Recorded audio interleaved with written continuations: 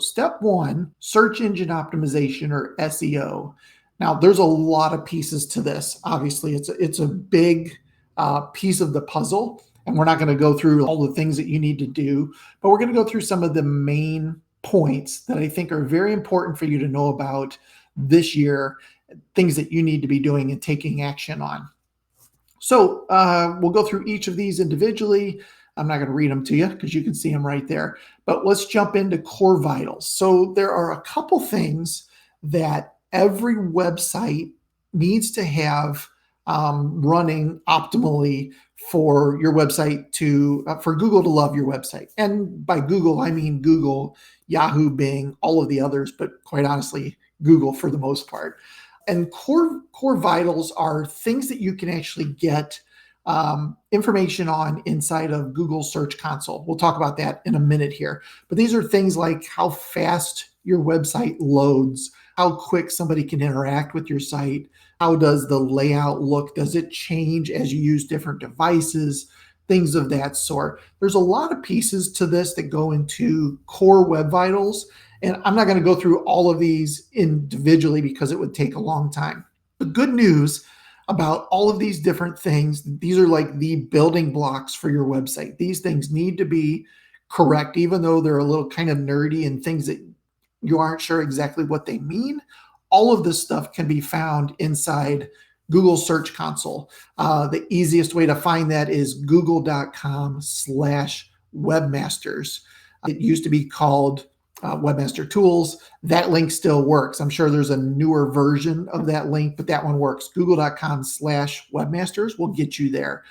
And there's a button on the left when you have your site set up in there, specifically around core web vitals. So click on that and it will tell you if these things are working or not as they should. Now, if you're using a really good platform like WordPress, that's the one that we use for all of our clients. All of these things are pretty much built in. And if they're not built in, let's say the bottom left here, using browser caching, that kind of stuff you can add on to WordPress by just getting a plugin specifically for that thing. So most of these things are going to be taken care of. It's not like you have to dig into the code to figure all these out. But first step, go to google.com/webmasters, put your website in there, and it will tell you if these things are working as they should or not. That way, if they're working, you don't have to deal with it. All right, number two, EAT, EEAT. This is something that Google rolled out, I want to say maybe 2 years ago at this point, somewhere in that time range. And they're really focusing on 4 things that every website needs to have. It needs to portray experience, expertise, authoritativeness, and trustworthiness. So if you can start to build content, and we'll talk about content in a little bit, if you can start building a site and content on that site that talks about or has these specific things built into it, you're going to get more eyeballs on your site. Google's going to like it. They're going to rank it higher because these things are portrayed inside of that piece of content. So some examples include an author biography. Talk a little bit about why you are the authoritative person when it comes to this particular topic. Another thing outside of content is positive reviews for your business, right? You start getting all these positive reviews, Google's going to say, okay, this site is trustworthy. Let's show it more often. So these are just some of the different pieces of the recipe that are important related to that. And these will all help your website start to rank more often for more keywords. All right, next is structured data. So now this is a little bit in the weeds and a little nerdy, but something that's very important. This is also referred to as schema, which is basically some code you can put behind the scenes in your site that gives more information to the search engines. Google, Bing, Yahoo, all of these big companies got together and said, you know what, if somebody structures their data in this particular way, then all of us can understand what that is. And examples of this structured data is your business information, your business name, your address, your hours, all of those kinds of things that are the same no matter which search engine is looking for them. the easy data that you can provide to them. Every time you write an article or a blog post, and again, we'll talk about content in a few minutes here, but every time you create some additional content, that it has things in there like what is the headline or the title, who is the author, when was this article published. These are important structural things that you can provide to Google, that when they come to index your site, they can get that data really quickly and kind of have an understanding what your site is before they even start going through the actual content. So structured data is a great thing that you can do. Schema is the other name for that, that you can do to your site to really help warm up the search engines ahead of time and quickly explain what your business is about. For next steps, we would recommend going to schema.org. That's a great place to find more information on structured data, how to build it, how to create it. A good first step here would be specifically your local business information. Get that added to your site where it has the address and it has your hours and it has your name and those sorts of things. Pretty easy to do, but get that going, and then you can worry about the more in the weeds type stuff later. Next, local search engine optimization, and in particular, Google My Business optimization. Google My Business is what we refer to in the industry as your Google profile for your business. It's actually called Google Business Profile now, but it's been Google My Business or GMB for so long that we just continue to call it that in the industry. But getting in there and optimizing that particular profile, adding in your hours, adding in your location, getting that approved, which is getting harder and harder to do.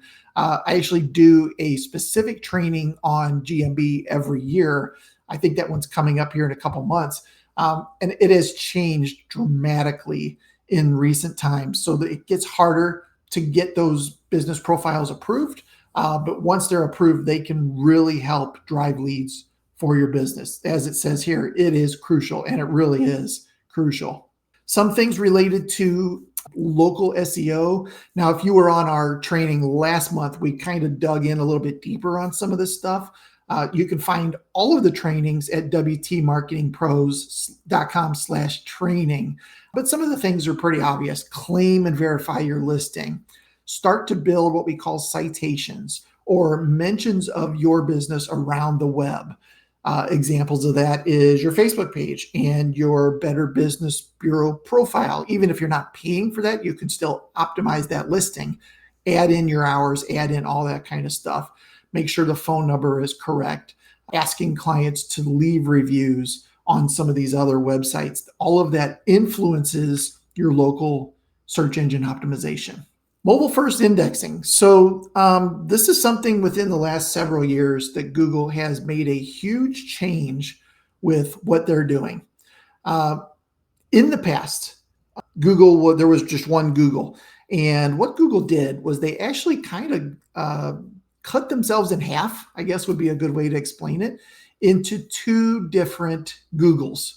So there's Google Desktop and there's Google Mobile. So if your website, for instance, is not mobile friendly, it hasn't been built on a mobile friendly platform, then Google sees that and they'll actually not list you on anything related to mobile. So if somebody's looking up window treatments near me and they're on their phone and your site is not mobile friendly, you won't be in the list. No matter how much optimization you've done, if you haven't done the responsive and make your site mobile friendly, they just won't show you. So it's actually two different set of results depending on which device you're looking up some sort of query on, and that's pretty huge. So definitely have to make sure your website is mobile friendly. I think that's the easy piece.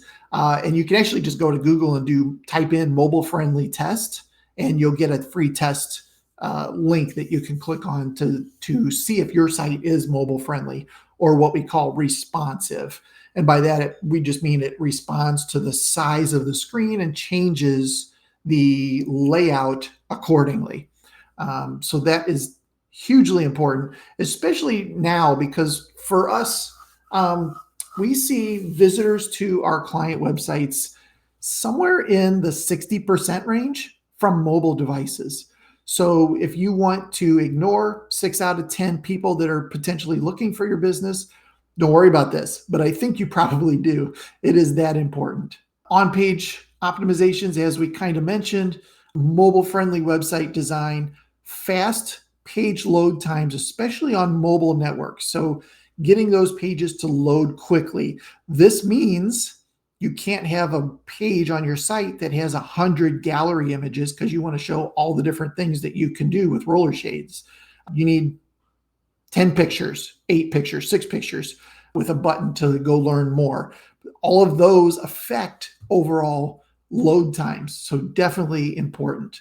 Following user experience best practices. So for instance, phone number at the top, make sure that that is a click to call phone number. So if somebody's on your website on a mobile device, they're able to click and quickly interact with your business.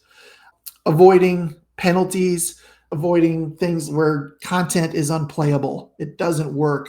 You have to scroll across right and left, and that is pretty much unacceptable nowadays. It needs to be easy from a layout standpoint. Making sure that both versions, desktop and mobile, have the same content or very similar content, and the structured data we mentioned about earlier, making sure that that is available on both types of devices. All right,